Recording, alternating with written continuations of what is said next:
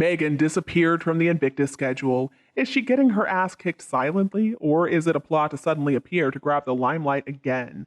Okay, so we just got some breaking news that I have got to share with you. So, according to sources from Germany, Meghan's role at Invictus is done because she's disappeared from the media schedule altogether. Last week, it was suggested that Meghan was going to take to the stage for the closing ceremony. She was going to host some segment about the competitors, supposedly. But today, there is no mention whatsoever of her role in a separate listing on the website. Now, there's a detailed schedule out there, but it suggests that presenter Hadnet Tesfaye will replace Meghan. Well, maybe the organizers have realized that Meghan Markle has no business being involved in what is supposed to be a celebration of courage and resilience and service to country. Well, yeah, considering that Meghan was at her best a bit part actress and now she's just a washed up nobody, what business does she have prancing around on stage at an event like Invictus? Absolutely none. Now, apparently, the show that's out right now on Netflix was edited after Spotify dumped them, and they demanded the same $500,000 that Meghan got last year for clothes and meals and shopping and the private jets and all that nonsense. At the time, it was shown that she was holding on to Harry's hand so tightly throughout the whole thing, it was really weird. And it was decided no from the games. That money instead needs to go to the veterans, not Meghan Markle. She was hardly in the Netflix documentary, and she's not going to be filmed for anything, so she doesn't really care. She was just using Invictus because she saw that as her way to be involved in a Netflix project. Perhaps somebody informed her that her giving a speech to veterans about courage and resilience doesn't make a bit of sense. How inappropriate would that have been? There probably would have been a big walkout, and Meghan would have been laughed at forever and ever. It also would not surprise me a bit if Meghan decided to back out, considering that the Netflix Invictus program hasn't been doing very well. If it were successful, Meghan would be there, front and center. I guess she's also too busy acting like she has these real celebrity friends in LA. But on the other hand, it could be that Meghan plans to make some big entrance, which she's hoping is going to give her more applause. Or maybe it could be that she and Harry are already done. It didn't go very well the last time Meghan went on stage for the Invictus Games. She got the spotlight on herself as usual. I'm kind of surprised, though, that Meghan even allows Harry to keep working with this charity. It's clear that it doesn't really fit into Meghan's plan of making the world a better place. Nothing, though, has changed here. Neither one of them is likable.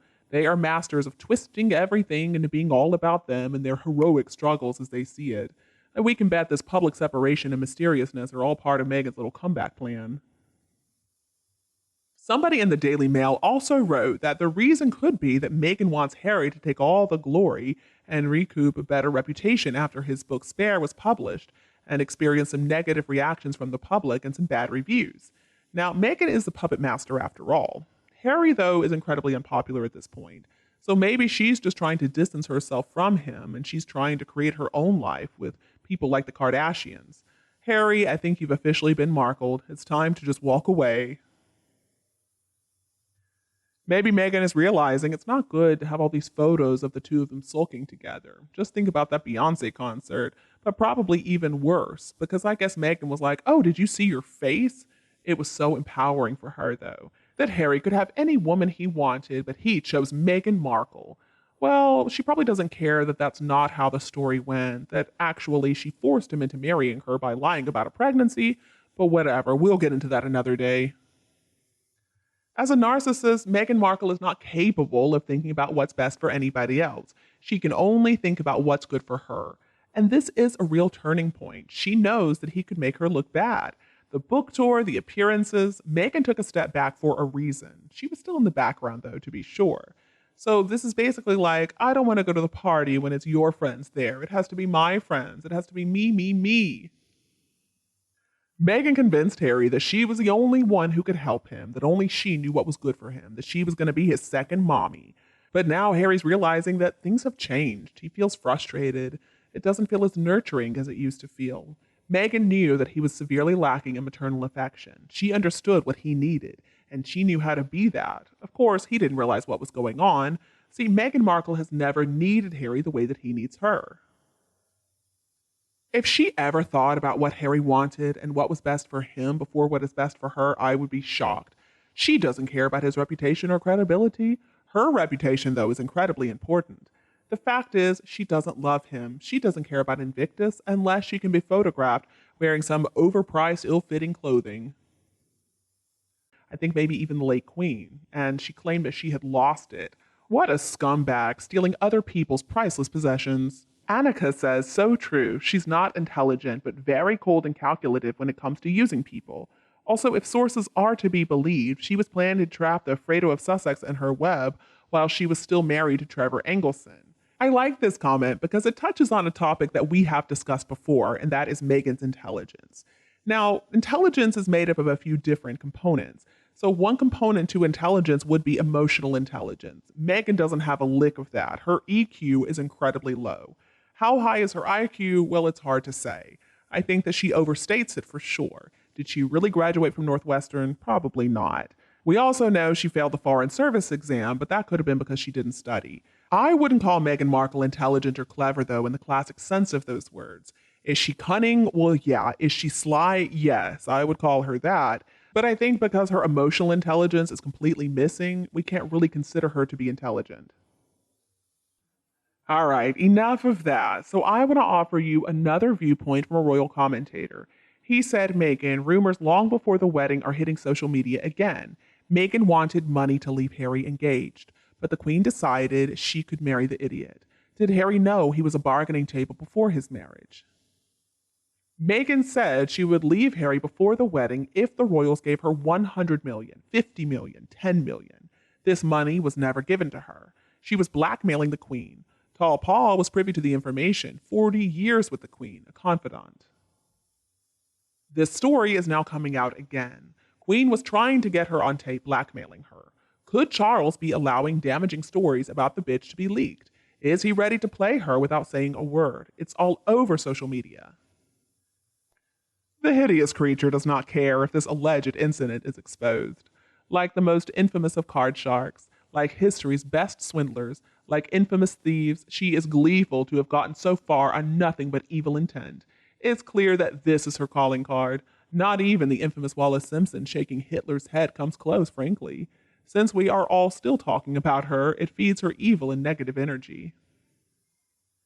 The almighty dollar is what she worships and craves. Let every single sordid fact about this sorry excuse for a woman be exposed, so the entire world can see her for what she is.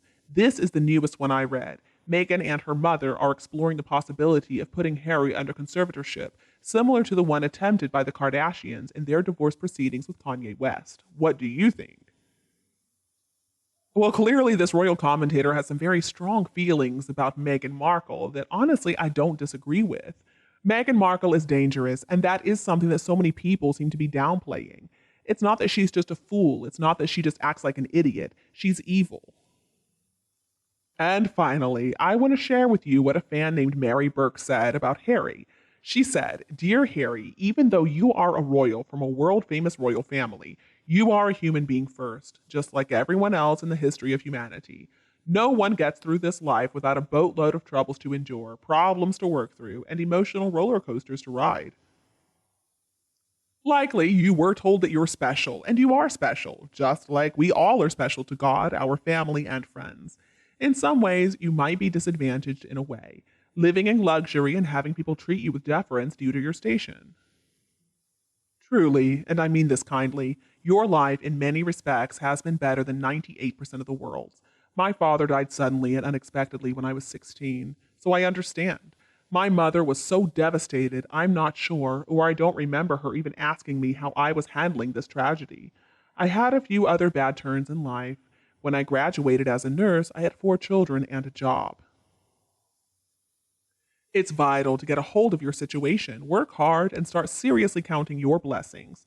Start reading the New Testament for a start. Study the life of Jesus, preferably, or any other great leader. They all have walked through the fires of life. Sobriety is also vital. If people use substances to deal with life and the resultant stress and anxiety, you're just spinning your wheels in the sand. It's possible to have a good life with some laughs along the way. I feel sorry for you. I really do, and am giving you some free, useful advice that's tried and true. I'm just a fellow traveler on this planet, and I feel better contributing here. And I doubt you'll see this, but I hope somehow you can get some benefit. I feel better by trying anyhow. Thank you so much, Mary. That was a lovely, lovely message. If there was any way to send that message to Harry directly, you know I'd be doing it. I mean, there are so many people who try to help him. I just wish he would listen.